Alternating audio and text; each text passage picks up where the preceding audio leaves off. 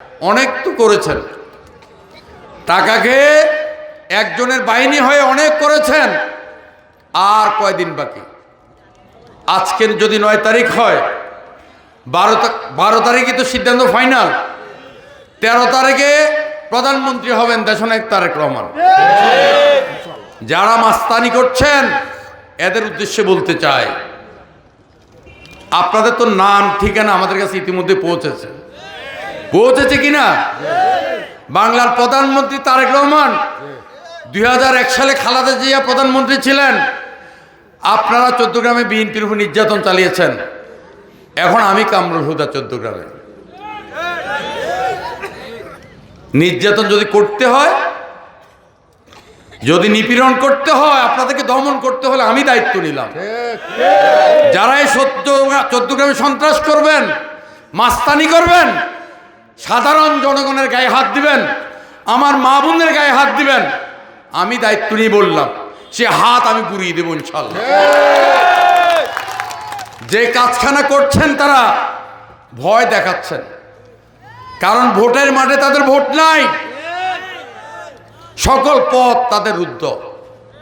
যদি সন্ত্রাস না করে তারা নির্বাচিত হতে পারবে না। সন্ত্রাস করে চেষ্টা করছে, কারণ তারা জানে আজকে আমার মায়েরা বোনেরা এখানে উপস্থিত আছেন। দেশের মানুষকে প্রতিদিন সুরক্ষিত রাখার প্রত্যয় নিয়ে সেফটি কেবলস সহ এলো সেফ সিলিং ফ্যান। তাদের কি কোনো ম্যানিফেস্টো আছে? নির্বাচনে কোনো ইশতেহার দিয়েছেন? জানেন না কি আপনারা? বাংলাদেশে আসন কত? 300 আসনে কি কোনো মহিলাকে প্রার্থী দিয়েছেন? নারী নেতৃত্ব হারাম বলেন। কি বলেন? শুধুমাত্র নারীদেরকে জান্নাতের কথা বলে। কিসের কথা?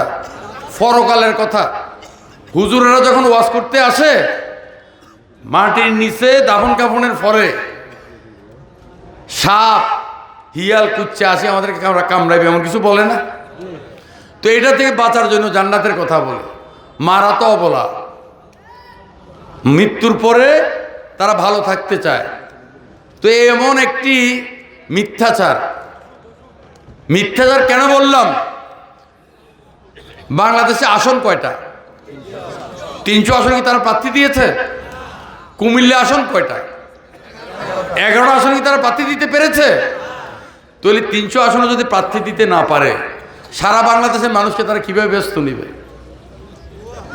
কিভাবে ব্যস্ত নিবে বলেন? ভুয়া বলেন, শব্দ করে ভুয়া কথা। তাইলে তারা যদি 250 আসনে প্রার্থী দেয়, বাকি আসনের লোকজন কিভাবে ব্যস্ত যাবে? এটা একটা মিথ্যাচার কিনা? এবং নারী নেতৃত্ব হারাম বলে নারীদেরকে বাদ দিয়ে কর্মজীবী নারীদেরকে নিয়ে খারাপ মন্তব্য করে তারা আবার নারীদের ভোট আশা করে।